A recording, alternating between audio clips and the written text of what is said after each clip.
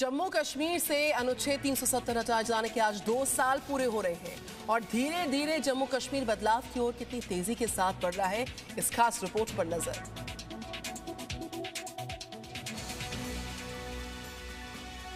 जम्मू कश्मीर से अनुच्छेद 370 हटाए जाने के आज 2 साल पूरे हो रहे हैं।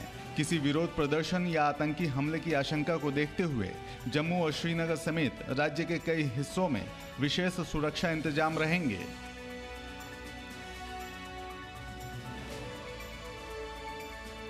वहीं केंद्रीय गृह राज्य मंत्री नित्यानंद राय ने आज संसद को बताया, जम्मू कश्मीर में 3 साल में 400 मुठभेड़ हुई हैं। इन मुठभेड़ों में 630 आतंकवादी मारे गए हैं। 3 साल में सुरक्षा बलों के 85 जवान शहीद हुए हैं। जम्मू कश्मीर में इस महीने आतंकियों के एनकाउंटर में तेजी आई है। कई आतंकी कमांडर मार गिराए जा चुके हैं।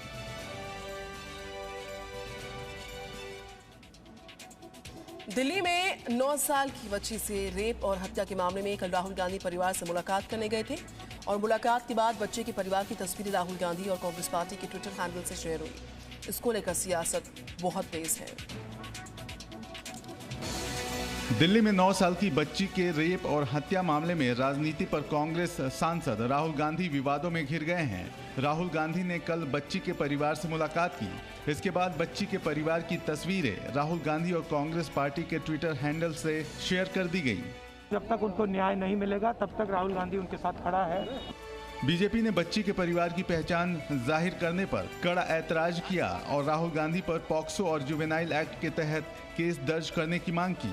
बीजेपी ने राहुल गांधी से ये भी पूछा कि राजस्थान पंजाब में रेप हुए तो वो वहां क्यों नहीं गए। पीड़ित परिवार से दिल्ली के सीएम अरविंद केजरीवाल भी मिले। बच्ची के परिवार की पहचान उजागर करने के मामले में एनसीपीसीआर ने संज्ञान लेते हुए ट्विटर इंडिया को नोटिस जारी कर राहुल गांधी के ट्विटर हैंडल के विरुद्ध कार्रवाई करने और पोस्ट हटाने के लिए नोटिस जारी किया है। रेप के बाद बच्ची की हत्या करने के आरोप में पुलिस ने 4 आरोपियों को गिरफ्तार किया है। आइए आगे बढ़ते हैं। राम मंदिर के भूमि पूजन के आज 1 साल पूरा हो रहा है और श्री राम मंदिर के गर्भगृह का निर्माण कार्य दिसंबर 2023 तक पूरा होने की पूरी उम्मीद है। 1 साल पूरे होने पर सीएम योगी आदित्यनाथ आज अयोध्या में रामलला के दर्शन करेंगे और विशेष अनुष्ठानों का हिस्सा होंगे।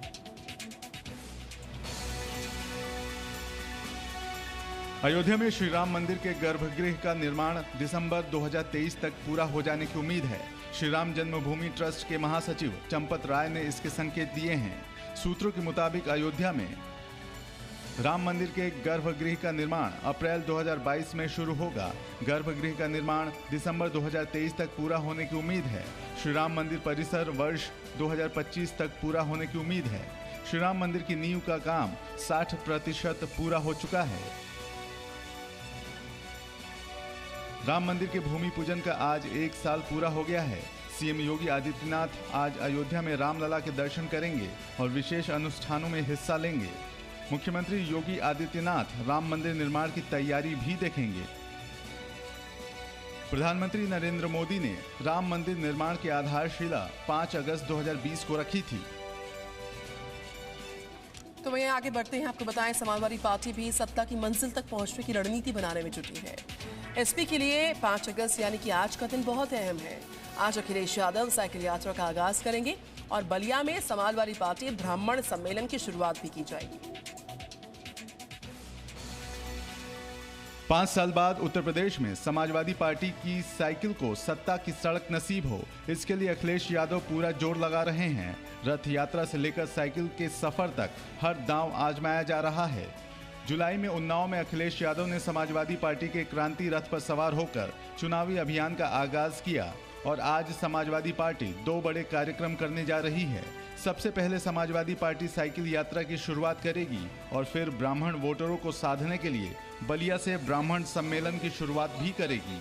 लखनऊ में समाजवादी पार्टी प्रमुख अखिलेश यादव साइकिल यात्रा की अगुवाई करेंगे। समाजवादी पार्टी की ये साइकिल यात्रा लगभग 6.5 किलोमीटर की होगी, जो जनेश्वर मिश्र पार्क में से शुरू होगी।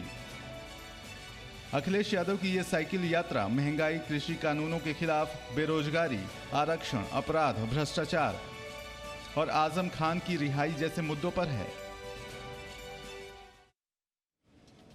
राज्यसभा में हंगामा करने और तख्तियां लेकर वेल में जाने पर सभापति ने टीएमसी के 6 सांसदों को सदन की कार्रवाई से दिन भर के लिए सस्पेंड किया। पेगासस और कृषि कानूनों के मुद्दे पर विपक्षी दलों ने कल भी संसद में हंगामा किया। राज्यसभा में टीएमसी सांसद तख्तियां लेकर वेल में पहुंच गए। इस पर सभापति ने टीएमसी के 6 सांसदों को सदन की कार्यवाही से दिन भर के लिए सस्पेंड कर दिया। उद्दंडता और अराजकता की पराकाष्ठा कांग्रेस पार्टी और उनके कुछ और उनके साथियों द्वारा की जा रही है। संसद में सोते रहेंगे, चिल्लाते रहेंगे, हंगामा करते रहेंगे, हाहाकार करते रहेंगे और सड़क पे आकर के रोएंगे। विपक्ष ने लोकसभा में भी नारेबाजी की। 14 विपक्षी दलों ने एक संयुक्त बयान जारी किया, जिसमें आरोप लगाया कि सरकार खुद चर्चा से भागकर देश को गुमराह कर रही है। 13 साल 14 साल में देखा, ये सब प्रकार तो चलती ही रहे हाउस का इनसाइड में, नया वाला कुछ है ही नहीं। वो लोग दिखाया तो उसमें क्या अन्याय क्या मालूम नहीं होता है। हालांकि विपक्ष के हंगामे के बीच सरकार लोकसभा और राज्यसभा में एक बिल पारित कराने में कामयाब रही। कृषि कानून को लेकर संसद की दोनों सदनों पे हंगामा आपने देखा होगा, लेकिन कल कृषि कानून को लेकर संसद के बाहर कांग्रेस और अकाली दल की भिड़ंत हो गई। नेता ही भिड़ गए। ये नकली है, ये बिल पास करवाया इन्होंने कैबिनेट में। कृषि कानूनों को लेकर संसद के बाहर बुधवार को कांग्रेस और अकाली दल भीड़ पड़े। संसद के गेट नंबर 4 पर प्रदर्शन कर रही अकाली दल की सांसद हरसिमरत कौर पर कांग्रेस के रवनीत बिट्टू ने नाटक करने का आरोप लगाया। ਜਦੋਂ ਬਿੱਲ ਪਾਸ ਹੋਇਆ ਕੈਬਨਿਟ ਦੇ ਵਿੱਚ ਬੈਠੇ ਸੀ ਤੇ ਇੱਕ ਵਾਰ ਵੀ ਇਹਨਾਂ ਨੇ ਉਲਟ ਨਹੀਂ ਬੋਲਿਆ। कैबिनेट मंत्री होके इस्तीफा बिल पास होने के बाद घर जाके इस्तीफा दिया।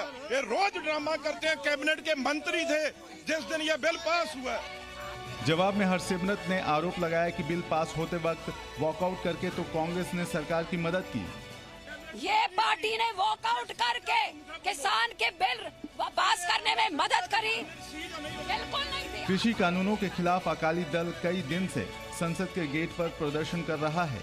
कांग्रेस ने हाल ही में प्रदर्शन शुरू किया है। आगे बढ़ते हैं। आप लगातार देख रहे हैं एक पिरट खबर। केरल की बात करें। केरल में बढ़ते कोविड केसेस को देखते हुए केरल की सरकार ने राज्य में पाबंदियों को बढ़ा दिया है। एक खास रिपोर्ट। स्वास्थ्य मंत्रालय ने कोरोना के बढ़ते मामलों पर केरल सरकार को अलर्ट किया है और राज्य सरकार को घर घर टेस्टिंग करने, कंटेनमेंट जोन बढ़ाने के निर्देश दिए हैं,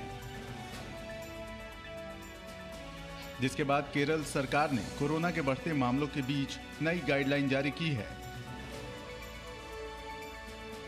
सप्ताह में 6 दिन दुकानें सुबह 7 बजे से रात 9 बजे तक खुली रहेंगी। रविवार के दिन संपूर्ण लॉकडाउन रहेगा। 15 और 22 अगस्त यानी स्वतंत्रता दिवस और ओणम त्योहार के दिन दुकानें खुली रहेंगी। पूजा स्थलों पर 40 से अधिक लोग शामिल नहीं हो सकते हैं। शादियों और अंतिम संस्कार में 20 लोगों को ही शामिल होने की इजाजत है। मध्य प्रदेश की बात करें और पश्चिम बंगाल के कई सारे जिलों में बाढ़ का कहर, बाढ़ का प्रकोप देखा जा रहा। लोगों को बाढ़ से बचाने के लिए रेस्क्यू ऑपरेशन तेजी के साथ युद्ध स्तर पर जारी। पीएम ने मध्य प्रदेश, पश्चिम बंगाल में जो बाढ़ से मरने वाले परिवार हैं और उनकी सहायता के लिए यहाँ पर 2-2 लाख रुपए और घायलों को 50-50 हजार रुपए के मुआवजे का ऐलान किया। मध्य प्रदेश में लगातार हो रही बारिश से कई जिले बाढ़ की चपेट में हैं। सड़क, घर, गांव सब जलमग्न हो गए हैं। बारिश, बाढ़ की वजह से जनजीवन अस्त व्यस्त हो गया है। एमपी के दतिया में राज्य के गृह मंत्री नरोत्तम मिश्रा ने खुद हेलीकॉप्टर में बैठकर रेस्क्यू ऑपरेशन में हिस्सा लिया और कई लोगों को सुरक्षित जगह पहुंचाया। मध्य प्रदेश में सबसे ज्यादा प्रभावित दतिया, मुरैना और शिवपुरी है, जहां वायुसेना और एनडीआरएफ की टीमें लगातार रेस्क्यू ऑपरेशन चला रही हैं। पश्चिम बंगाल में बाढ़ से कई जिले प्रभावित हुए हैं। मौसम खराब रहने की वजह से मुख्यमंत्री ममता बनर्जी बाढ़ प्रभावित इलाकों का हवाई सर्वेक्षण नहीं कर पाईं। ममता सड़क रास्ते से प्रभावित इलाकों में पहुंची और लोगों से बात की। प्रधानमंत्री ने मध्य प्रदेश और पश्चिम बंगाल में बाढ़ से मरने वालों के परिवार वालों को 2-2 लाख रुपए और घायलों को 50-50 हजार रुपए मुआवजे का ऐलान। मध्य प्रदेश में इन दिनों लगातार हो रही बरसात परेशानी का सबब साबित हो रही है।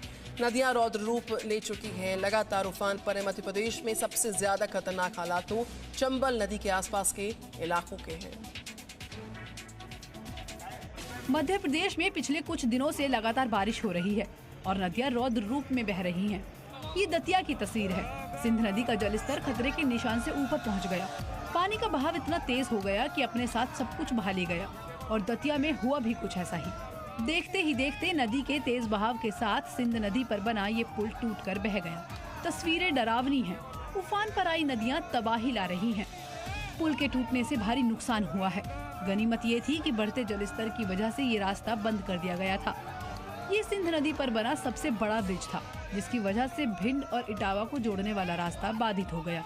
बाढ़ के हालातों को देखते हुए एहतियातन कई गांवों को खाली कराया गया। मध्य प्रदेश में सबसे ज्यादा खतरनाक स्थिति चंबल नदी के आसपास बसे इलाकों में है। मुरैना में चंबल नदी खतरे के निशान से करीब 5 मीटर ऊपर बह रही है। इस आंकड़े से आप अंदाजा लगा सकते हैं कि यहाँ क्या हालात हो सकते हैं।